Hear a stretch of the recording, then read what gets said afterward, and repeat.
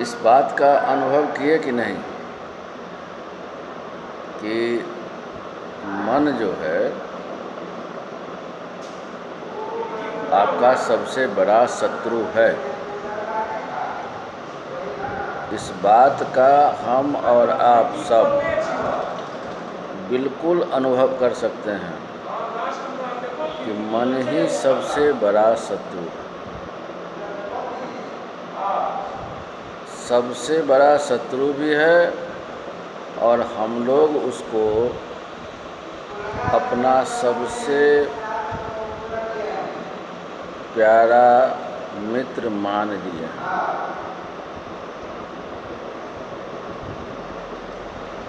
शत्रु कभी हित नहीं कर सकता है। शत्रु कभी हित करेगा? शत्रु कभी भी आपका हित नहीं करेगा। और हम लोग सदा से इस मन रूपी शत्रु से इतना जुड़ गए हैं कि उसी को अपना सबसे बड़ा हितैषी मान लिए। यह मन बड़ा प्रपंची है।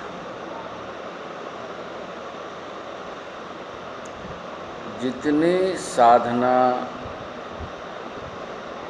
तपस्या संसार में महापुरुष लोग करते आ रहे हैं या हम लोगों से कहते हैं,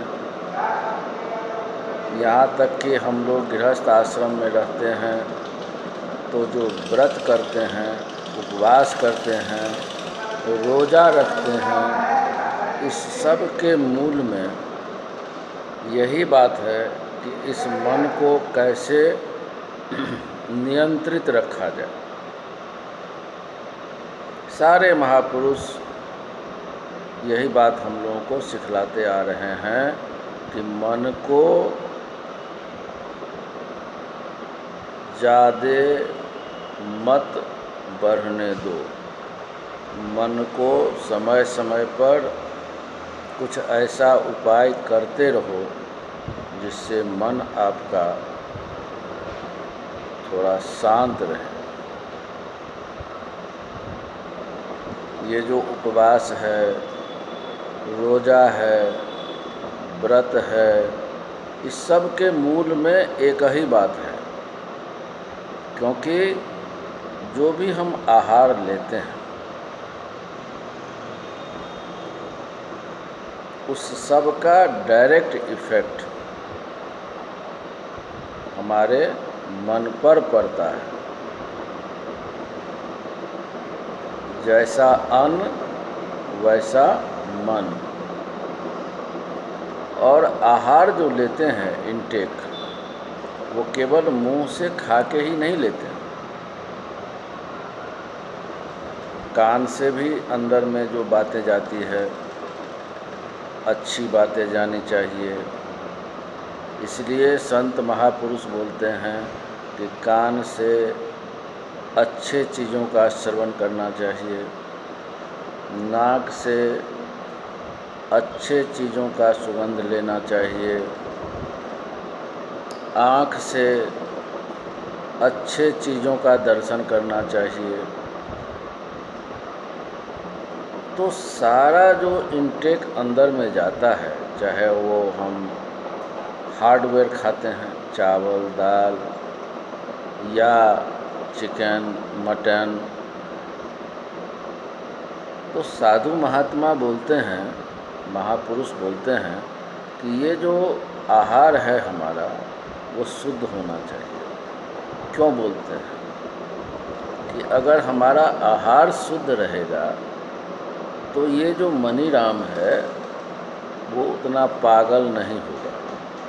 ये जो महिषासुर रूपी राक्षस है, मन है, यह पागल नहीं होगा, क्योंकि भगवान मन के साथ साथ बुद्धि दिए हैं।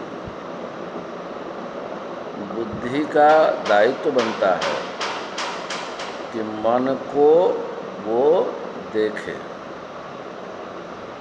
जब भी कभी आपको क्रोध आती है या जब भी आप कोई गलत काम करने के लिए अपने आप को तैयार कर लेते हैं, तो ये सारा तो प्रपंच मन का है।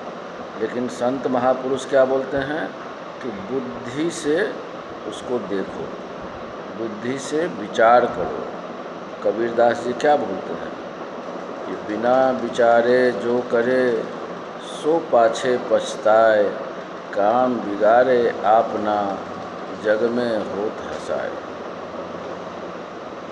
तो मन के ऊपर बुद्धि है, और बुद्धि अगर दुर्बुद्धि बन गई, मन के साथ वो भी जुड़ गया, क्योंकि मन बहुत शक्तिशाली है, वह राक्षस है, और वह आपको संसार में घसीट के ऐसे ऐसे कर्म करवा देगा जो भीतर से आपकी इच्छा नहीं है कि आप वो कुकर्म करें, लेकिन वो आपका इतना बड़ा हितैषी बन गया है और उसकी पकड़ इतनी मजबूत हो गई है कि वो आपको हमको जो चाहे अपने वेग में करा सकता है, और कराने के बाद आपको पतित करवा सकता है।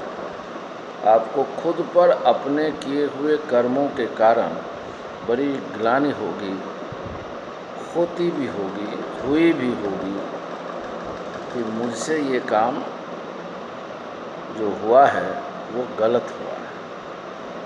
तो ये मनीराम पहले करवा देता है।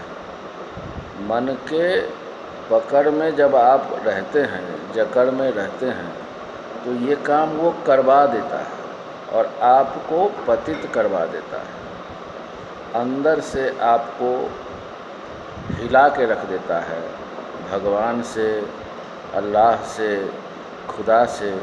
वो आपको एक तरह से ऐसा बना देता है कि आप भगवान के सामने जाने लायक नहीं रह पाते, सर आपका जीवन में ही झुका देता है। इसलिए मन के ऊपर जो बुद्धि है, उस बुद्धि से विचार करना चाहिए। कितना भी उत्तेजना आए, कितना भी मन जो है बेचैन करे, थोड़ा सा रुक जाना चाहिए। यह एक दिन के अभ्यास से नहीं होगा, इसका निरंतर अभ्यास करना पड़ेगा कि मन को हम समझें कि ये शत्रु है, यह ही हमसे सारा 6-5 करवा रहा है। तो अगर बुद्धि आपका सुबुद्धि है, दुर्बुद्धि नहीं बने, मन के साथ ना जुड़ जाए और आप थोड़े सतर्क हो जाएं, तो बहुत सारे गुनाहों से आप बच सकते हैं। और जब आप गुनाहों से बचना शुरू कर देंगे, तो धीरे धीरे आपके बुद्धि का प्रभाव बढ़ेगा, और जब बुद्धि अच्छे बुद्धि के रूप में परिणत होगी, तो उसको विवेक बोलते हैं। विवेक का जागरण होगा। जब विवेक बढ़ेगा, तब जा कर के आप बहुत सारे कुकृत्यों से बच सकते हैं। नहीं तो अगर मन के हिसाब से चलिएगा, तो इतना पाप का बोझ, गुनाह का बोझ, कुफ्र का बोझ,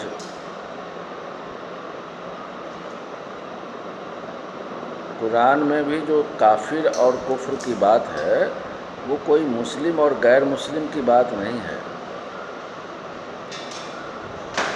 उसमें एक ही बात है कि जो अल्लाह के आज्ञा को माने, माने भगवान को माने, ईश्वरीय शक्ति को माने, वो गुनाह करने से बच जाएगा।